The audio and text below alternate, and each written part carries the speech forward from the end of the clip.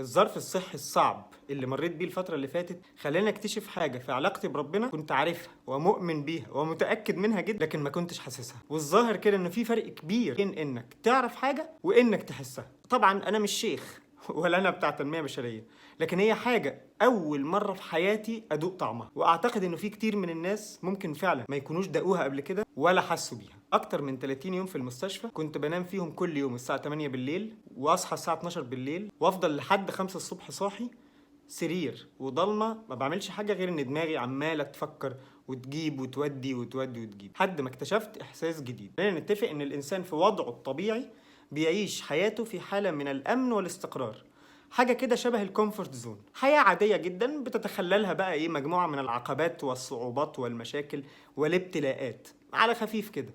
طول الوقت بندعي ربنا، يا رب اوصل الشغل قبل ما مديري يوصل، يا رب الحق البصمه، يا رب تبقى المواصلات فاضيه، يا رب اعمل حلو في الانترفيو، يا رب اللي انا كتبته في الامتحان الدكتور ولا المدرس يعديه كده والدنيا تبقى لطيفه، يا رب مشكلتي مع مراتي تتحل، يا رب الاقي قطعه الغيار اللي انا دايخ عليها والعربيه مرميه بقالها اسبوع تحت في الشارع وانا مقضيها مواصلات، يا رب صاحبي اللي عمال يزنبق فيا ده بقى يسكت ويرحمني شويه، يا رب الخصم اللي عليا في الشغل ما يتطبقش. بندعيه لكن مجرد ما العقبه دي او المشكله دي بتروح بننسى تماما.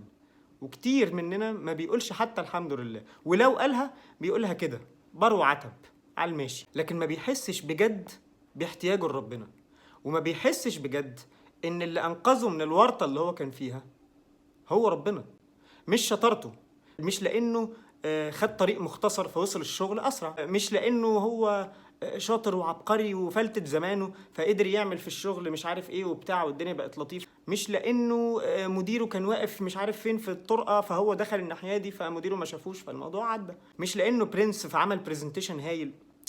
هو بينسى خالص انه الاصل في الموضوع ان ربنا كرمه ووفقه بانه نجحه في الحاجه الفلانيه او زاح عنه وعن طريقه المصيبه الفلانيه اللي كانت هتحصل له.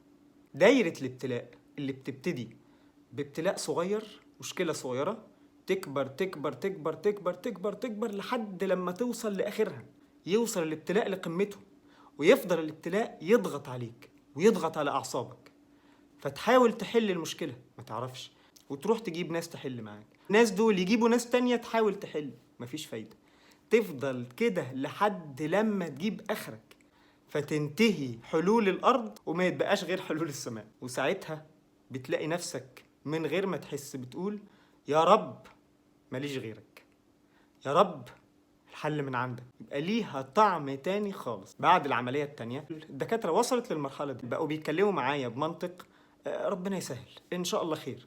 طب يا اخوانا هنعمل ايه؟ طب داخلين العملية نعمل ايه؟ مش عارفين، مش عارفين هنلاقي الوضع شكله ايه، ربنا يسهل، احنا بندعي ربنا. ومصيري اصبح متعلق بشوية اكياس اسمها درانق عمالين نبص عليها ونقيس كل يوم الصبح وبالليل ونصور ونبعت للدكاترة بدون حل. يعني كل الطب والدكاترة محدش لاقي حل للعبد الغلبان ده. الموضوع كله تحول في لحظة قدامي انه الحل في ايد ربنا بس، والاول مرة احسها. عارف لما تبقى في التراويح وجنبك واحد بيصلي ومتشحت في عياط كل ما الامام يقرأ آية من آيات العذاب او آية فيها نعيم من نعيم الجنة، الراجل ماهري من العياط وانت واقف جبلة بجم. يعني انت ايه يعني ابو جهل ما بتحسش؟ يعني الفرق ان هو حس الكلام، سمع الايات بعقله وبقلبه، انت ما سمعتهاش بقلبك، ما حسيتهاش قوي. هو ده نفس اللي حصل. انا بقيت بقول يا رب ماليش غيرك من جوه قوي، من تحت خالص، من الشمخ الجواني كده، لدرجه انه في ناس من اصحابي كانوا مستغربين جدا هو ايه حاله الاستسلام اللي انت فيها دي؟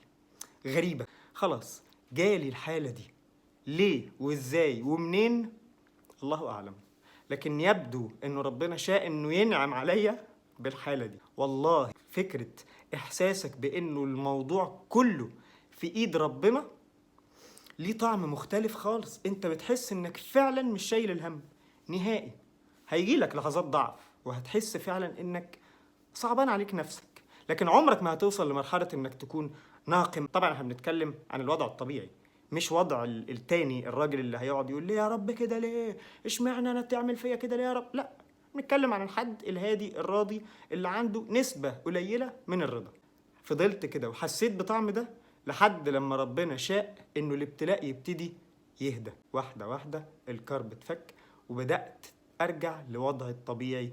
ودخلنا العملية التالتة والدنيا الحمد لله مشيت كويس وبدأ الوضع يبقى احسن، وترجع تاني لمرحلة الامن والاستقرار، الكومفورت زون تاني، وتعيش حياة مليانة احداث وعقبات ومشاكل، حياة عادية جدا.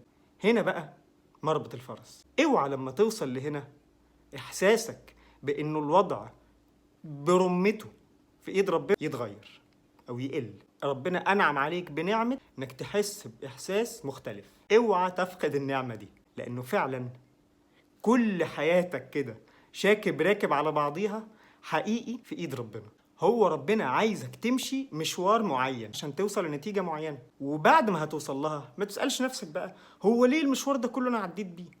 في حكمة معينة مش لازم تعرفها، او على الاقل مش لازم تعرفها دلوقتي. في ساعات كتير الحكمة من المشوار بيكون في انك مشيت المشوار كله. فاهدى كده وما تاخدش الدنيا على صدرك، لانه في الاخر اللي ربنا عايزه بس هو اللي هيكون.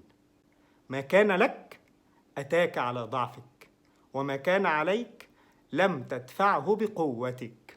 خلصانة.